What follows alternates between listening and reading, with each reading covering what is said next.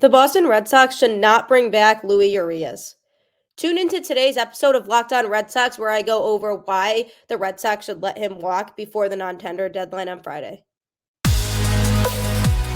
You are Locked On Red Sox, your daily Boston Red Sox podcast. Part of the Locked On Podcast Network, your team every day.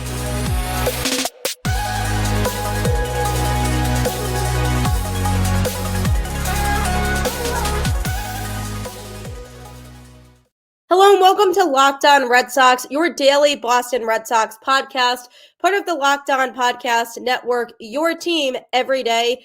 I'm your host, Gabby Hurlbut, former ESPN social media associate and current host of the Boston Balling podcast, and I am here to bring you the latest in all things Boston Red Sox, Monday through Friday, straight to your favorite podcast feed for free. So free is a win for everybody. Might as well tune in, right?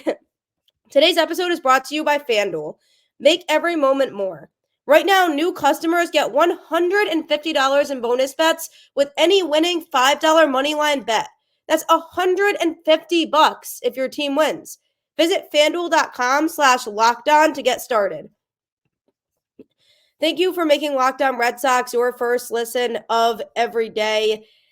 If you notice in my voice, I do unfortunately have a bit of a cold that I'm battling right now. So I am trying my best here to stay enthusiastic and be as in the moment as I can be. But unfortunately, it is that time of year. A lot of people do get sick, and I was hit with something, and it is not fun. But I am here doing my best. You should, before I get into it, download the SiriusXM app because you can get the home broadcast of every Red Sox game straight to your feed. And honestly, it's a great way to have peace of mind to know you're not going to miss a pitch of any game, because I know for me, it bothers me if I miss a pitch of Red Sox baseball. So if you're anything like that, it could be useful for you to have that as well, because then you can go and listen to any game that you miss live on TV. So download the SiriusXM app today as we speak. As the Boston Red Sox navigate through what will hopefully be a big offseason for them, they do have to make some decisions on current players on the roster. And one of those players is infielder Luis Urías. The MLB non-tender deadline is this Friday, November 17th at 6 p.m. CT. So basically what that means is all teams must offer their pre-arbitration and arbitration eligible players a contract for the season by this date, essentially. So if they don't receive a contract, then they're basically considered non-tendered and they become free agents after that. And for the Boston Red Sox, they have an infield and an outfield decision that they have to make. Basically, with the arbitration process, how it works is players who have 3 or more years of MLB service but less than 6 years become eligible for salary arbitration if they don't already have a contract for the next season. And players who have less than 3 but more than 2 years of service time can also become arbitration eligible if they meet certain criteria. So basically, the players and clubs negotiate over salaries, primarily looking at comparable players who have signed contracts in recent seasons and try to compare that to get at a number that satisfies everybody. And a player's salary can be reduced in arbitration, but 20% is the maximum by which that can be cut. So basically, in so many words, that means the Red Sox have until Friday at 6 p.m. CT to decide if they want to hand Luis Urías a contract. So that being said, I don't think they should bring him back. He was a player that the Red Sox acquired last minute at the trade deadline, and to me, it seems like they just acquired him because they needed to say they acquired somebody, if we're being totally honest, because he struggled with the Brewers before that, and they were actively trying to get rid of him, which is just not a good sign at all for his ability level. When coming to Boston at the beginning of August, his batting average was low. He was lingering around 155 to 160 for most of the time that he spent in Boston. And at the end of September, he ended his season with a 194 batting average and an on-base percentage of 337 with a 299 slugging. He wasn't finding a lot of success at the plate, and one of his problems was he wasn't making contact with the right types of pitches. He swung at only 28.5% of pitches outside of the zone compared to 55.3% of pitches in the strike zone, but the problem was he made contact with 60.8% of pitches outside of the zone and 86.8% of pitches in the zone. So those are high numbers. That's usually pretty good for a hitter. But the question is that if he was making contact so many times like that with those pitches, why was his batting average not higher and why was he not finding successful ways to get on base? So I'm looking at the situation and saying it shows to me that he hasn't been able to find the right level of which pitches he should be swinging at versus not, because he's making contact. It's just not going in the right places and it's going for an out most of the time. And this was the same case with the Brewers. He had a couple injury battles when he was in Milwaukee, but they were kind of over him and wanted to get rid of him. And to me, he was just a placeholder in the infield for the Red Sox. They had some injuries and they were trying to figure things out there, but I don't think there's a reason for Boston to bring him back, especially because they have now, this rise of Cedar Rafaela, who can play both in the infield and the outfield, maybe even Emmanuel Valdez if they decide to keep him around. He had a pretty good line of growth in 2023. Obviously, defensively, he needs work, but he could definitely hit. And then Pablo Reyes is another player, and Trevor Story, we know, is pretty solidified at shortstop. So the question then becomes, who do you trust at second base? I would rather the Red Sox not bring back Urías and keep Pablo Reyes, or sign somebody in free agency. Like I mentioned before the show, Whit Merrifield could be a good fit for the Boston Red Sox with his veteran presence and all the experience he has. So I would like to see them bring in somebody like that type of equivalent. But if they really decide to stick within their own system, Pablo Reyes is better to me than Luis Urías. And Urias' defense was not bad. He definitely made some nice plays in the infield for Boston, but at the plate, he was very much not finding that success that is needed for me to feel confident in the Red Sox bringing him back. The question really is, though, do the Red Sox see a clear path for success in that middle infield right now? Because if they're still trying to figure things out and they want to piece together some things and give him another chance, I could see them keeping him around, maybe signing him to a one-year deal for the 2024 season. But the problem then becomes, well, if they do that, then that gives less of an opportunity for them to sign a regular full-time second baseman, because what would be the point of signing Urías if they're not even going to use him? So it's a predicament that the Red Sox are in. To me, it's a no-brainer to let him go, but the Red Sox might not feel that way. So it'll be interesting to see what happens over the next few days, because that deadline is on Friday, and he's a name that's being floated around as a player who it really could go either way. I wish I could get inside Craig Breslow's head and see where he's at in terms of the types of players he's looking for to be part of this organization longer term. But to me, I don't think it's worth it to keep him. I think it makes sense to let him walk and be able to have that freedom to just sign a full-time second baseman. And maybe you keep Reyes around as kind of that backup option at second base. But I like the idea of bringing in a veteran presence at that position. Coming up next, I'm going to be talking about a person that the Red Sox are interested in potentially making their next pitching coach. And I'm going to be going over why that could be a really good thing for Boston. Do you love sports betting, or are you thinking about and interested in maybe getting into it? FanDuel has you covered. Score early this NFL season with FanDuel, America's #1 sportsbook. Right now, new customers get $150 in bonus bets with any winning $5 moneyline bet. That's $150 if your team wins. If you've been thinking about joining FanDuel, there's no better time to get in on the action. The app is so easy to use. There's a wide range of betting options, including spreads, player props, over-unders, and more. So visit FanDuel.com/lockedon and kick off the NFL season. FanDuel, official partner of the NFL. You want to know my favorite thing about FanDuel? It's really how many different combinations of bets that you can make on there. You could have a parlay where it's completely different sports filling up the entire parlay. So maybe you have one that's a football bet, one that's a basketball bet. Is Giannis going to score 25 points tonight? Probably. One that's a hockey bet. Who will record a hat trick tonight out of these listed players?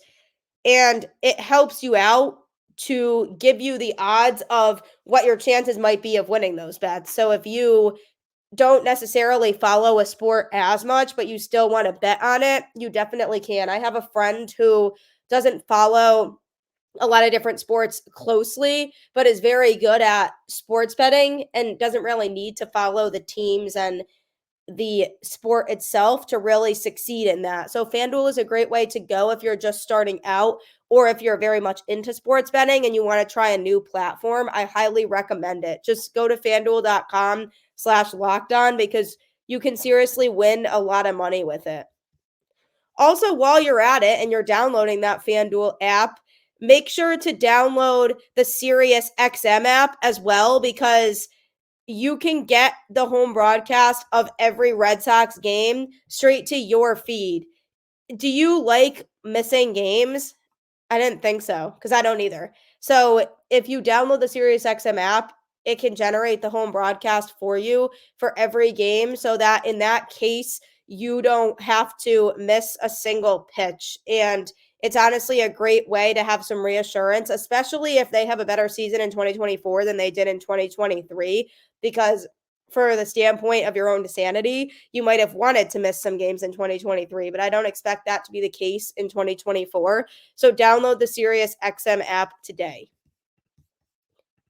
According to rumors going around and reports, primarily from Sean McAdam, who's a columnist for Mass Live, it's basically understood throughout the industry that the Red Sox would like Andrew Bailey to be their next pitching coach to replace Dave Bush. Andrew Bailey had a pretty successful playing career in Major League Baseball. He made his debut with the Oakland A's, and his last MLB appearance was August 15th, 2017 for the Angels. Recorded 95 saves, and he played with the Boston Red Sox in 2012 and 2013. So he wasn't in Boston for that long, but he was the April 21st, 2013 American League Player of the Week. He also compiled 8 saves, a 3-1 record, and a 3.77 ERA in 30 appearances until he ended up suffering a shoulder injury that kept him from playing for the rest of the season, which was obviously super unfortunate. And then after the All-Star break that year, MRIs confirmed that he had a torn capsule and damaged labrum in his throwing shoulder. So he ended up undergoing shoulder surgery on July 24th, which ended his 2013 season. And then after that season, he was non-tendered, which basically made him a free agent, kind of like the Red Sox should do with Luis Urías. Then he played with a couple more teams. In February 2014, he signed a minor league deal with the Yankees and then a club option for 2015 if he made the major league roster. And then he went to the Phillies in December 2015. And then in 2016, he signed a minor league deal with the Angels. So he's bounced around from team to team during his playing career. But the reality is he has experience, and you want somebody who's going to be a pitching coach that knows what it's like to be a pitcher, that can relate to these guys from the mental stamina aspect of it and be able to have those conversations with them when they might be a little off balance on the mound. I would want somebody to come up to the mound and do a visit with them that has been through those hardships and knows what it's like to struggle and have an outing that you're having trouble bouncing back during. So I think Bailey could be a good choice. However, there are other teams that are interested in hiring him. The Yankees are interested in hiring him as their bench coach, and both the Orioles and Marlins want him to be their pitching coach. And if the Orioles or Marlins get their hands on him, then that could be scary because both of those teams were playoff teams in 2023, and both teams have some young talent on their pitching staff that they can really build from. So I'm hoping the Red Sox are aggressive when it comes to getting him. Currently, he is the San Francisco Giants pitching coach, and as we know, that 2021 season was basically a Cinderella run for them. They did come up short in the playoffs, but their pitching looked very good. Now that team's kind of at the point where they're trying to feel out who could be part of the future and who they want to keep on their roster, who they don't. But he does have experience being a pitching coach. And, obviously the biggest concern with Craig Breslow right now is his lack of experience in the role that he would be in Boston. So you want somebody in a role who has experience on both sides. What I like about Andrew Bailey is that he has experience as a player and also as a pitching coach. And with pitching having been the biggest glaring weakness for Boston in 2023, they need to choose wisely when it comes to hiring somebody, because Dave Bush was not the answer. And whenever I hoped that the pitching staff as a whole would show improvement during the season, that just didn't happen. And with Dave Bush at the helm, I felt like he didn't know how to fix the problem because some pitchers declined. Some pitchers kind of started at the bottom and couldn't come up. Corey Kluber, I'm looking at you. And other pitchers just kind of floated in the middle. I do like the growth process of Brian Bayo. However, he did have his struggles, and it didn't seem to me from the outside like Dave Bush knew how to help in his development process. And my fiance coaches baseball, and I've seen the guys who work with the pitchers, and they all have pitching experience, and they know how to handle working with those guys, coming up with the right plans for their workouts to make sure that their arms are getting the appropriate amount of work, because they don't want to overwork them and they don't want to have them not throw enough so that they're too rusty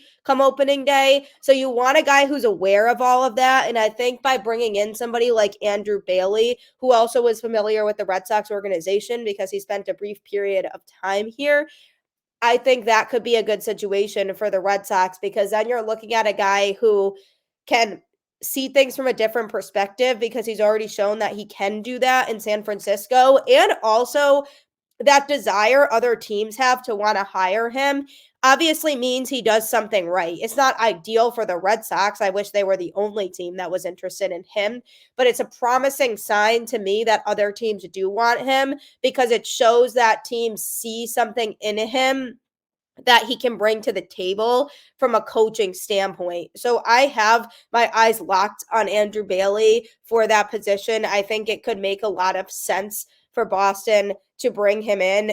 And most importantly, you want somebody who's going to be able to connect with the players. That's probably the most important thing. And I feel like that's something Alex Cora does very well, is he connects with the guys that are on the team and really helps them to succeed in a Red Sox uniform because of his ability to go and relate to his guys and really connect and say, hey, look, like, I understand, what you're going through. I understand the hardships that you're facing. And when players talk about Alex Cora, it seems like they really respect him and his ability to care about what's going on with the players off the field. So I think the pitching coach having that same type of mentality is equally important with his pitchers. And Andrew Bailey, to me, seems like he'd be a good fit.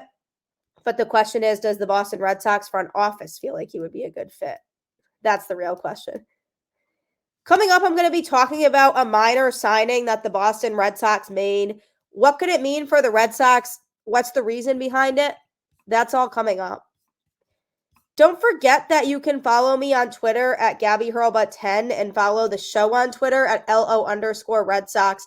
It's always cool seeing people tag me and things related to Boston Red Sox content or reaching out to me to ask a question about something I feel about something. And I love having those types of conversations. So definitely follow me and the show on Twitter. Continue to leave a review on the show. like and subscribe, share it with your friends, and just enjoy listening every day. New episodes Monday through Friday to your favorite podcast feed. I will be here through it all, the ups and downs that the Boston Red Sox experience, and also being here to analyze some of the moves the Red Sox do make in the offseason. So if you want to be part of that fun and that action, just tune into Locked On Red Sox Daily. Also, Locked On is a huge network. If you're a big college sports fan, we do have some college shows for football and basketball, so you can tune into those as well. My favorite football team, unfortunately, is UConn, and they are just a very bad team, so they don't have a show because they're just not worth talking about. But if you like some of the really good football teams in college, that's your way to get some daily content on those teams, especially now when they're in the heart of their season. So check out some other Locked On shows and also download the SiriusXM app. You can get the home broadcast of every Red Sox game to your feed. So that way you don't have to miss a single pitch if you're out doing something and can't sit and lock in on the game. And as much as I wish I had no responsibilities and I could sit and lock in on the game all the time, that's just not the reality of how my life operates because I am an adult. So if I'm out doing something and can't watch the game live, it is nice to have that SiriusXM app and be able to listen to the Red Sox home broadcast so that you can still feel like you're involved in the action. So download that app today. The Boston Red Sox made a minor move on the pitching side. They signed a left-handed pitcher Helcris Olivarez to a minor league deal with an MLB spring training invitation. So he's 23 years old, left-handed pitcher, Dominican flamethrower, and he's a former top prospect with the Rockies. He's made 50 MILB starts and has a career 10.4 Ks per 9 innings average, and he's touched 101 miles an hour. So there's definitely potential there for him. One thing I am concerned about is that he doesn't appear to have pitched since 2022, which could be a bit of an issue. I worried about this same thing with James Paxton when the Red Sox signed him because he was unavailable to pitch the first year that the Red Sox brought him in. But again, it's a lot different of a situation because when they brought in Paxton, they expected him to contribute to the major league roster and be part of that rotation. Whereas with Olivares, it's a more minor signing. It's a minor league deal, invitation to spring training, maybe seeing how he does, figuring out where he's best a fit for, what team within the system, what can they do to help grow his game, where can they see him taking his game. So it's a small signing for Boston, but it's also a good one because they do need pitching depth. The Red Sox farm system during Chaim Bloom's tenure was very strong. He did a great job of continuing to build that farm system, get some young talent in there that the Red Sox could use potentially for trade pieces later on or to use on their major league roster down the road. And I've had the pleasure of being able to follow some of these minor league guys. And there's definitely some potential there, but not enough depth from a pitching standpoint in the farm system still. And if this guy was averaging about 10 strikeouts per 9 innings, give or take, during his time with the Rockies, I see that as a very good thing because if your strikeout rate's high, that means that there's something to work with there. Granted, when you see major league hitters, it's a lot different because you don't have, that growth that these players are going through like they are at the minor league level trying to feel out their game. These guys are all professionals and they know what they're doing and they're going to be sharper at the plate naturally. So I'm sure if he were to be called up to the majors, his strikeout rate wouldn't start off at that right away. But it's good to know that there's a starting point for Helcris. He's the type of guy who the Red Sox could keep around in their minor league system. And maybe down the road, they decide to bring him into the fold and give him an opportunity it works out well with some pitchers and backfires for others. I mean, remember that Kyle Barraclough outing? The infamous Kyle Barraclough outing from 2023 that Red Sox fans everywhere would like to forget about and never think about again. So I would hope that it doesn't end up being that type of situation if they do bring him up. But I would like to see how he can bounce back after kind of missing a season and see how he performs in the Red Sox minor league system. It seems like Breslow is focusing on trying to find some of these depth guys right now. And although it may not have an immediate impact on the major league roster, it probably will down the road. And if you think about what the Red Sox are at pitching wise, I do think they'll make some pretty drastic moves to their major league pitching staff in this offseason and bring in guys who can contribute right away and be able to be a solid part of that rotation. And that is how they'll handle the current pitching rotation at the major league level. But even if Olivarez never sees time on the Red Sox major league roster, if he's showing growth and improvement down at the minor league level, then he could be a trade piece down the road because he would build up his value. Now, seeing some of those numbers, like the 101 miles an hour, is definitely very promising. So I see glimpses of him being able to be a very good, productive pitcher down the road. Obviously, that would take time for him to get acclimated to being in the Red Sox system and be able to grow his game and develop a little bit more. But if he's pitching very well down there, he could be a well-desired prospect for teams looking to acquire somebody with his talent level later on, and it could help the Red Sox acquire players who are more of an immediate need for them. So I don't hate the idea of the Red Sox making these depth moves. They did sign an outfielder on a minor league deal the other day, which was another depth move for their outfield in the farm system. Because as much as Craig Breslow has made it clear that he's in win now mode, and John Henry and Sam Kennedy claim the Red Sox are in win now mode, again, I'll believe that when I see it, he can still and should be still focusing on acquiring players to fit in with the farm system to help set them up for success, because successful organizations have a mix of both. Look at teams like the Braves and the Dodgers and the Astros. Those teams are seeing a lot of success due to the talent they have on the major league roster, but also the talent in their farm systems that they know they can just bring up and can contribute. And look at the success story of Jeremy Pena from the Astros. He was a well-desired prospect in their system. They developed him and brought him up, and now he's a big contributor for that team. And when you think about the Houston Astros, that is truly a homegrown team. There's a lot of guys on that roster who came through their system, and I think the Red Sox are striving to be that one day. And that starts with being aware of what you already have and knowing, hey, how can I fill out this farm system right now and bring in some players who are able to contribute and just put in the effort to succeed later on within our organization. So this Helcris Olivarez signing, I'm fine with it. It's a small move, but it sends a message to me that the Red Sox and Craig Breslow are already on their toes in terms of figuring out who makes sense to bring into the Boston Red Sox. Is there a specific player who they think could fit in? Is he thinking long-term while also thinking about the now? And it seems like he really is, because he wants to still maintain that long-term vision that Chaim Bloom had when he was with the Red Sox, but he also wants to be aggressive in the offseason and help set the Red Sox at the major league level up for success. So good for him. He's already made a couple small moves. I am starting to feel better and better about him being able to make the big moves as well when it's all said and done at the end of the day. So hopefully he hasn't proved me wrong on that and he does that. But the best thing we can do is, as always, keep the faith. Go Red Sox, and I will catch you on the flip side.